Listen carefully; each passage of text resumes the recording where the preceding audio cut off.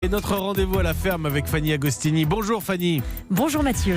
Tous les matins, nous vous retrouvons en direct de Boissey, c'est en Haute-Loire, en Auvergne, où vous êtes Fanny. Parmi les animaux que vous avez dans votre ferme, il y a ceux qui ne sont pas forcément les bienvenus, comme les mythes et ces papillons invasifs dont vous voulez nous parler, parce qu'ils ont une belle histoire à raconter.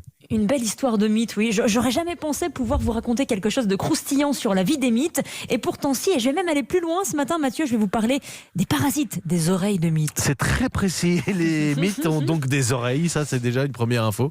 Et une deuxième info, elles n'en ont pas toujours eu, Mathieu. Il y a 65 millions d'années, les papillons nocturnes étaient les rois de la nuit, aucun prédateur en vue, sauf que cours de l'évolution, eh bien pas de bol, les chauves-souris ont débarqué, devenant des prédateurs pour ces pauvres mythes impuissantes, car sourdes comme des pots, incapables d'entendre la menace arriver.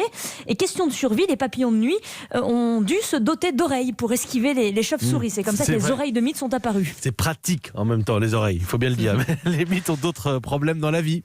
Oh oui, la vie des mythes est un parcours du combattant. Leur appareil auditif est parfois envahi de parasites. Mais là où la nature a vraiment du génie, c'est que ces parasites sont conscients de la gêne occasionnée et ils vont prendre des précautions avec leur hôte. Lorsqu'un parasite rentre dans une oreille, il va émettre un signal chimique pour signifier au prochain visiteur que la place est prise et qu'il ne faut en aucun cas aller occuper la deuxième oreille pour ne pas condamner le papillon à la surdité. Car si la mythe n'entend pas les ultrasons de la chauve-souris, résultat des courses, tout le monde se fera becter. La nature est aussi remarquable dans la coopération entre les espèces.